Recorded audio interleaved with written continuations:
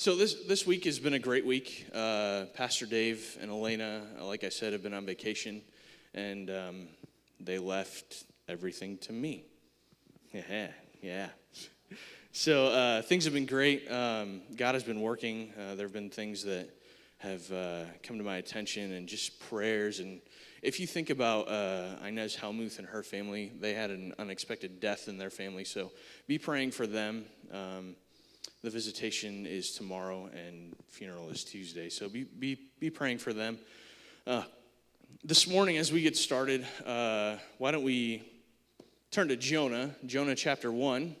Jonah's in the Old Testament, and if you find Obadiah, keep going right. Flip left, but keep going right. So that's where Jonah's at, and Pastor Dave and Elena have been sending me pictures of where they're at, and like I said, I may or not be just a little bit jealous because it's beautiful. They're in Phoenix. They're celebrating their anniversary.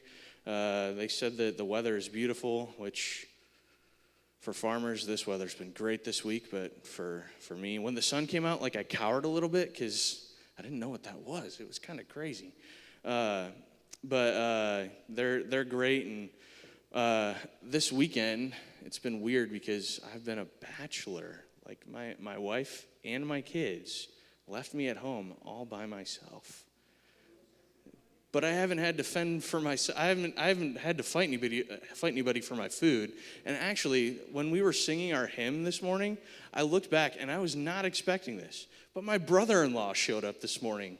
So that was a huge blessing. I was with him and my dad and his dad yesterday painting their new house in Mishawaka, and thankfully I got all the paint off my hands, so that's a good thing. But it's hard to believe that coming up, actually on July 4th, it'll be 3.5 years since my family has come to New Paris. Time has flown by, and the saying that time flies when you're having fun, especially in this case when I get to work with Pastor Dave and Elena and Andrew. Not that I wanted to forget Andrew, but glad you were sitting there. No, he knows I love him. But it's been great. Sit down. Yeah. But it's been a great journey so far, and I'm excited to see what the future holds for our ministry here at New Paris. Like I said, we're going to be in Jonah. We're going to be looking at the first chapter, and we're going to be looking at this story probably from a different perspective than really any of us have maybe looked at the story before. And God just really showed me this a couple weeks ago when I was planning to do this message this morning. And obviously the book is named after the prophet that is in the story, Jonah, who was swallowed by the whale. But as I was looking through the story, the sailors that were on the boat with Jonah were the ones that actually caught my eye. So often there are storms that come up in our life. There's trials that come up in our life that seem to rock our world. When we get the cancer diagnosis, and many of you know how that is. Many of you have gone through that recently. Losing a job, saying, sorry, we don't know where to put you, so you're losing your job. Unanswered prayers, the prayer that you just keep praying every single day, and you're crying out to God, and there's nothing there. A betrayal of a loved one or a friend or a coworker. All these things are hard. They're really hard. And the perspective that God showed me in this passage from the story of Jonah is from the sailors, but it's something that I hope that we can grasp, get a hold of, that the sailors didn't want to die. They had families, they had all their hopes and dreams before them, ahead of them. They had no idea what to do in the midst of this situation. But in the end, what they should have done in the first place became something that is inside of all of us. So let's take a look at the story of Jonah together. We're going to read the entire first chapter. I know. It'll be okay. Hang in there, okay? So we're going to start with Jonah chapter 1, starting at verse 1. The word of the Lord came to Jonah, the son of Amittai. Go to the great city of Nineveh, and preach against it, because its wickedness had come up before me. But Jonah ran away from the Lord and headed to Tarsus, where he went down to Joppa, where he found a ship bound for that port. After paying the fare, he went aboard and sailed for Tarsus to flee from the Lord. Then the Lord sent a great wind on the sea, and such a violent storm arose that the ship threatened to break up. All the sailors were afraid, and each cried out to his own God. And they threw the cargo into the sea to lighten the ship. But Jonah had gone below deck, where he lay down and fell into a deep sleep. The captain went to him and said, "How can you sleep? Get up and call on your God. Maybe he will take notice of us, and we will not perish." Then the sailors said to each other, "Come, let us cast lots to find out who is responsible for this calamity." They cast lots, and the lot fell to Jonah. So they asked him, "Tell us, who is responsible for making all this trouble for us? What to do? Where do you come from? What is your country? From what people are you?" He answered, "I am a Hebrew, and I worship the Lord, the God of heaven, who made the sea and the land." This terrified them, and they asked, "What have you done?" They knew he was running away from the Lord because he had already told them so. The sea was getting rougher and rougher, so they asked him, "What should we do to make the sea calm down for us?" Jonah said, "Pick me up and throw me into the sea, and it will become calm. I know that this is my fault, that the great storm has come upon you." Instead, the men did their best to row back to the land, but they could not, for the sea grew even wilder than before. Then they cried to the Lord, "O Lord, please do not let us die for taking this man's life. Do not hold us accountable for killing an innocent man. For you, O Lord, have done as you pleased." Then they took Jonah and threw him overboard, and the raging sea grew calm. At this, the men greatly feared the Lord, and they offered a sacrifice to the Lord and made vows to him. But the Lord provided a great fish to swallow Jonah, and Jonah was inside the fish for 3 days and 3 nights. So this morning, there are 4 things from this passage that I found that I want to share with everybody, that I fall into each one of these 4 things at one time or another. But with God's help, I will be able to decide which boat I will be in when a storm arises, my boat or God's boat.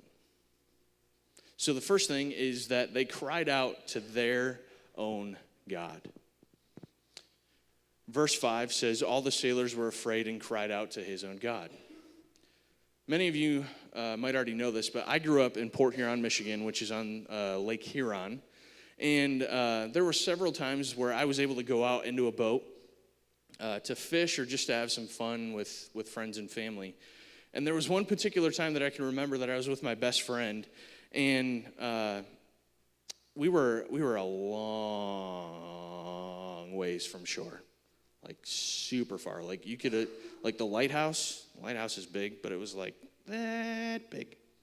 So we were so far out that I was getting kind of nervous. And the boat that my friend and his family had, it was not big at all. It was, I want to say it was like I don't even want to guess, but it wasn't big at all. And while we were out there, it was kind of like the story of Jonah. The storm just came out of nowhere. And being on this boat, I was afraid. I felt like I was going to die. I was not having any of it. The entire time, the first thing that I didn't want to have happen was I didn't want to lose my lunch. The second thing that was happening was I was praying to God that we would make it back safely to where we launched. Because it's not like you can go somewhere and then just pick the boat up and take it back to where the trailer's at. That doesn't happen. So long ways away from shore, waves are crashing down into the boat. I'm praying, trying not to lose my lunch. And this particular situation, though, I knew who I was praying to. It was the God of the universe. The God who made the sea, even though it wasn't a sea, it was a lake. It seemed like a sea. I was praying to the God who made the waves. And being on unstable ground is not fun. Not fun at all. How many of you have ever been on a boat? Okay, so when the waters get a little choppy, like you need to get your sailor's legs, sailor's feet, whatever they call it. It's not fun to be on that unstable ground. Or even like yesterday, I was up on a ladder when I was painting, and I tried to make sure that I was on stable ground, but there were a couple times that I had to catch myself. Not fun. Not fun. But when we're on unstable ground, when we're facing a storm, whether it's a literal storm or whether it's a storm of life, whatever we're facing, it's not fun. The waves were crashing in around these men, and they didn't know where to turn except their own gods. My guess, I don't know because it doesn't say it in the story, but my guess is that they had their gods, little trinkets, on them, and they were probably talking to these little gods going, I need your help. I don't know what to do. I can't do this by myself. Please help me. And in my case, I don't have a little god in my pocket, but I try to fill the void of God with something else. Whether it's technology, whether it's social media, and I'm going, I can't do this by myself. I need your help. I'm looking at my phone, telling my phone this. I can't do this. I need your help. What can you do to help me? Nothing. Because it is nothing. These men were crying out to their own gods, and they thought that in the past, they thought that when they were crying out to their God, the God was stepping in to do things for them. No. I wonder why that was not the case. Could it be because their gods were not real? Could it be? I think so. Our God is the God who provides a stable and unshakable base. Whatever you're facing, whatever I'm going to face, if you haven't faced a trial before, believe me, you will. But realize that when you cry out to your own God instead of the God of the universe, you will not be able to stand by yourself. I've tried it. I know I've shared this story probably more than I should, but when I was in college, a week before graduation from Bethel College, my wife and I, we went down to Nashville, Tennessee. I was going to become a studio drummer. Like when you listen to music on the radio and you hear drums, that's what a studio drummer is. That's what I was going to become. And I felt like this was God's calling on my life. I love to play music. I love to do what I do every week here. But it seemed like every time Andrea and I went somewhere, we were knocking down walls by ourselves. When God opens a door, it's the most amazing thing. But trying to do it on my own power, I was so tired of trying to do things on my own. I didn't even know if it was going to work. I was trying to do things on my own power. And actually on the way down to Nashville, we drove through a storm. Not like one of these like sprinkle things that we've had the past few days. It was a literal storm. Like we were driving on the interstate and we could not see 2 feet in front of us. It was horrible. That was probably the first indication that, hey, Matt and Andrea, maybe you shouldn't go. But we still went. We still knocked down walls. We still tried to figure out what we could do on our own. We got an apartment. We had everything that we felt like we wanted. But something just didn't feel right to me. I still felt empty. And it's funny how God works, because in the midst of feeling that way, instead of crying out to my own God when I felt like there was no other place to go, what I wanted, when I was calling out to my own God, what I wanted, I began to cry out to God in my own spirit that he would have his way. In the midst of storms, we might be crying out to God, saying, God, I want this, and then just leaving it at that.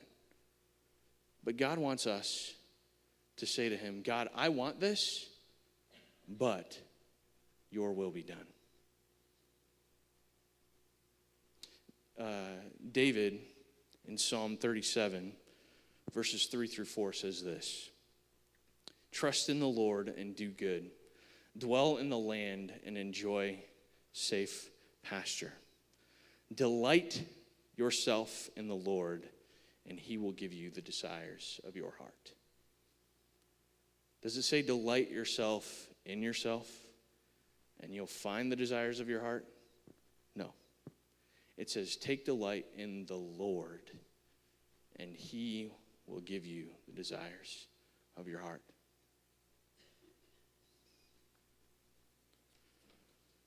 Was I delighting myself in the Lord? No, I wasn't. Was I crying out to the Lord? There came a point that I did, but in the midst, no, I wasn't. Was I crying out to my own God, my own desires? Yeah, I was. But was I blessed by the outcome after I finally cried out to God and what he wanted? You better believe it. Because if I didn't follow what God really wanted me to do, I would not be here today. I don't know where I would be. I might be in ministry, but I wouldn't be here.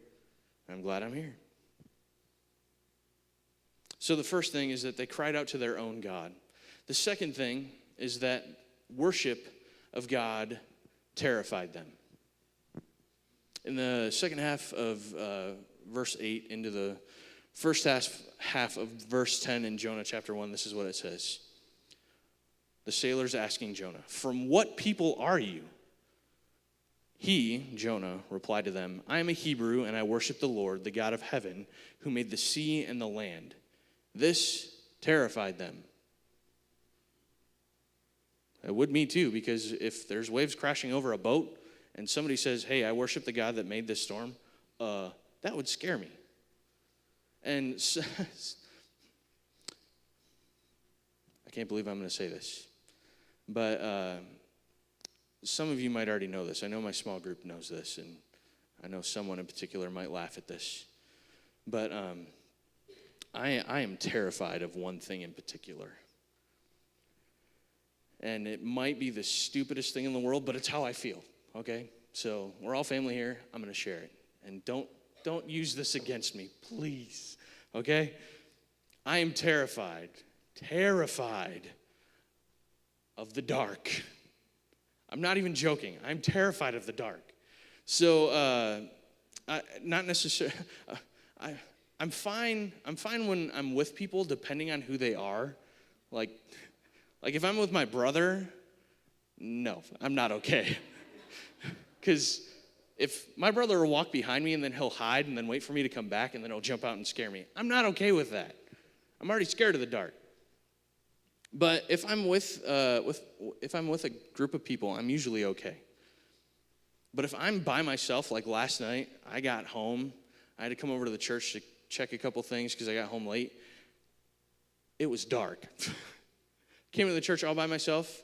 I did what I had to do, and I got out. I got out. I was on staff at the church that I grew up at, custodial staff, and I had to come back late one night to finish the job that I was given. And where I had to finish up this work was actually in a place that, like, it was a big foyer, and it was surrounded by these glass doors that all looked out into the parking lot. Not cool. I could not see anything in the parking lot because it was dark out. But whatever was lurking in the darkness could see me because I had every single light on that I possibly could because I'm terrified of the dark. So I'm coming out of the room that I was working on, and the next thing I know, because I'm immersed in my work, trying to get it done so I can just go home, the next thing I know, I hear this loud banging on this glass door, and I about faint because it's like, oh my goodness, I didn't know anybody was out there. They could see me, but I couldn't see them. And it was my supervisor. It's my supervisor from the church. He knew my feelings about the dark, and he knew that I had come back to finish my work, and he thought that it would be hilarious. So funny, ha ha, to come back to the church and scare me. And after the initial shock of what happened, I can laugh about it now. But in the moment, I was terrified. I was scared to death. What else is out there? That made me want to get my work done even more and then go home and sleep with all the lights on in the house. Not knowing the situation or a person has in store for you, what it has in store for you is it can be very terrifying, not knowing what a situation has in store for you.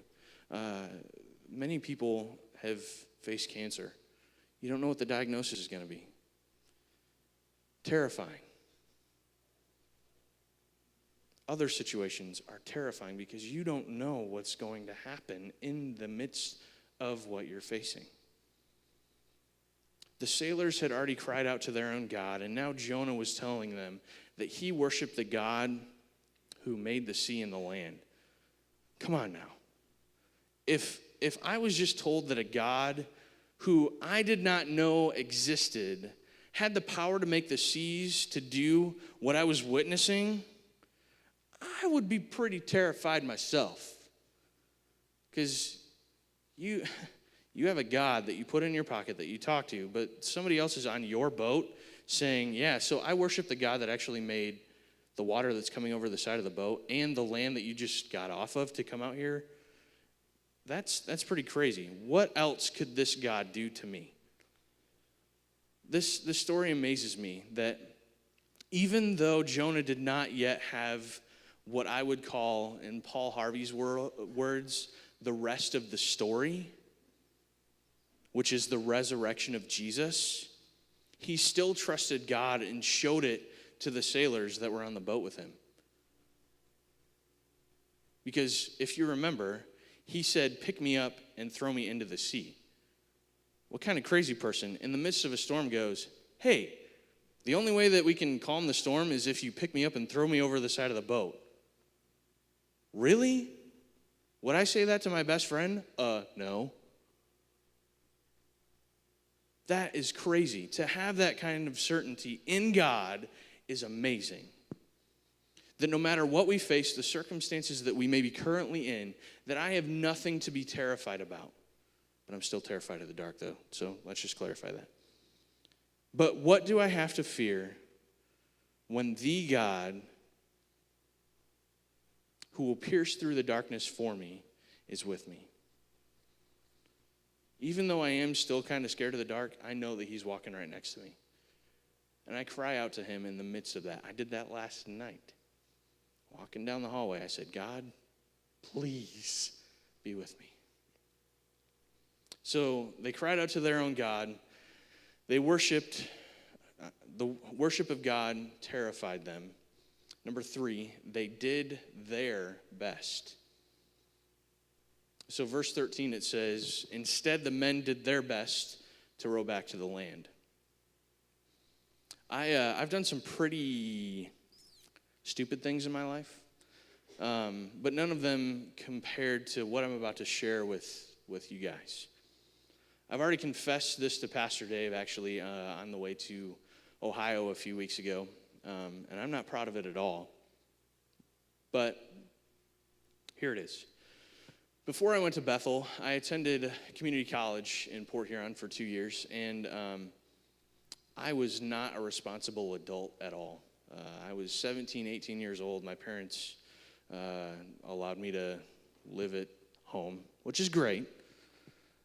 But the only thing that my parents really wanted me to do was to go to class. Like, go to work, go to class. Those were like the only 2 things that they had a requirement for me to do, among other things. But those are the only 2 that I can think about right now. So I thought that it would be awesome that when my alarm went off, I would just turn it off and not go to class. Because both my parents worked, so how are they going to find out? I mean, really? They're not going to find out. Guess what? They found out. My dad came home for something, and I was still in bed. And he said, Matt, why are you not going to class? I forgot to set my alarm. Yep, that's it. Forgot to set my alarm. I didn't go to class for like 6 weeks. It was crazy. Like, when my parents found out, that was not cool. They actually made me call my professor and made me tell my professor why I hadn't been in class. Humiliating. Like, absolutely humiliating. I was trying to do things on my own. I was trying to do things to the best of my ability, which wasn't that great. It was not the best that I could give at all. And I was also caught in something else, too, lying to my parents. Report cards, you know what those are. Come home, and I may or may not have gotten a good grade in one of the classes, and I intercepted my report card and tore it up into a million little pieces and threw it away and told my parents, oh, it never came. Guess what? They found out.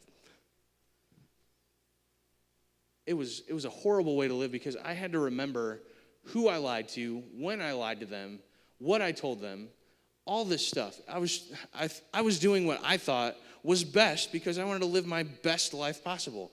Guess what? It wasn't the best life possible because when I finally believed that living for God and not lying, one of the top 10, thou shalt not lie, when I actually believed that and lived that, it was the most powerful, freeing thing that I had ever felt. I was trying to do my best that I thought was best for those situations. But it wasn't the best thing at all. I was relying on, when we begin to rely on our own power, on what we think is best, that is when we get into the most trouble. And God wants us to rely on him. Because the sailors were trying to beat the storm on their own power, because they were seasoned sailors, they thought that they could beat the storm that had come upon them. You may think that you're seasoned enough to weather a storm. But without the help of God and the power that only he brings, you have nothing. I have nothing. Our best means nothing unless God, who gave me the best, Jesus, is with me. My best means nothing unless God is with me. God sent his one and only Son to die for each one of us. Jesus came to take our place. We can never do our best to gain heaven. That is why God gave his best. So the sailors cried out to their own God. They worshiped God. The worship of God terrified them, and they did their best. The last thing is that they worshiped God. Verses 15 and 16. Then they took Jonah and threw him overboard, and the raging sea grew calm. At this, the men greatly feared the Lord, and they offered a sacrifice to the Lord and made vows to him. I remember the first time that I lifted my hands in worship,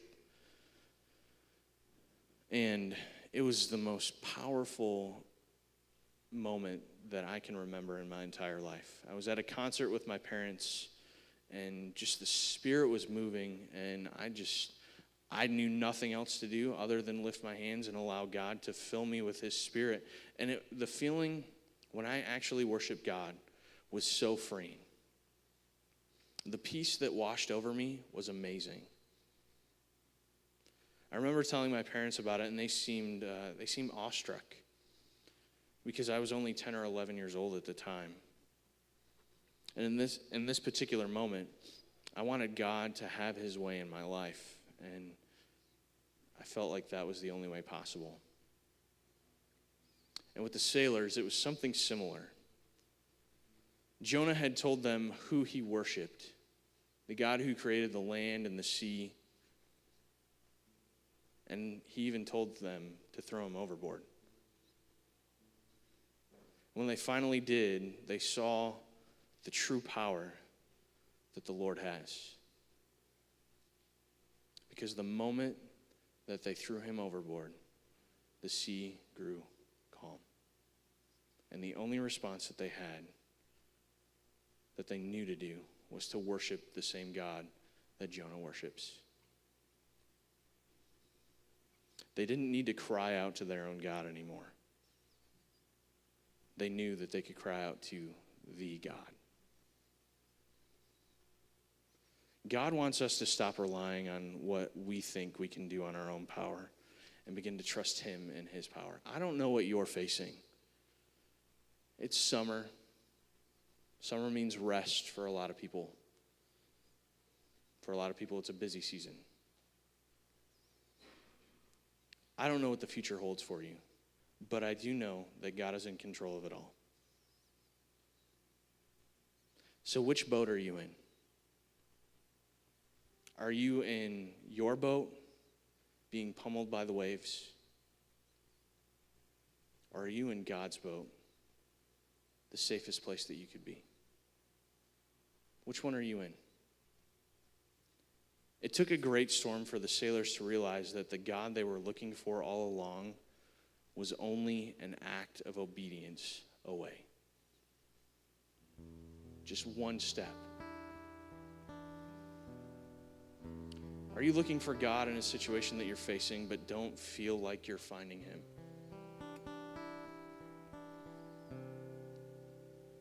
Are you trying to fill a void with other things that just aren't doing it?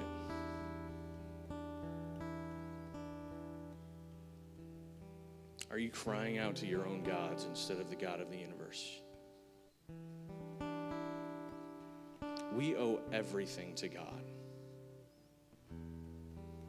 And as we worship, as we wrap this service up, if you need to come and just do business with God and say, God, I've been doing this for too long on my own power. I can't do it anymore. If you need to come on behalf of a loved one, a coworker, someone that you know, stand in the gap for them and say, God, they're in a storm, but only you can calm it. This place is a safe place. The God who broke me free from the sin of lying is more powerful and able to do immeasurably more than we can imagine. As Dan and I sing this song, owing all to Jesus, I invite you to come, do your business, do what you need to do. But then after you're done, you can stay here if you want to, but as an act of leaving it here, pray and then go back to your seat. Because that's what you've done. You've laid it at the altar and said, God, I can't do this, but only you can. So as Dan and I sing, let's stand before Dan and I sing, actually. And let's give everything to him as we sing together. Father, that is the truth. We owe you everything. Everything that we have comes from you. And Father, I pray that as we go from this place, that you would help us to rely solely on you, only on you. God, that when the temptation comes to cry out and try to fix things on our own, God, I pray that you would pull us back, that you would help us to remember that you are the only one who can come and save us. That God, all we have to do is cry out to you. You are with us, but there's something about crying out to you when we're scared, when we don't know what to do. And God, to worship you with all that we have and all that we are. Father, I pray that you would take us from this place, that you would help us to be a light into this dark world. Help us to be love to those that we come in contact with. God, we love you. We look to you now, and it's in Jesus' name that we pray. And all God's people said, be blessed. Have a wonderful week.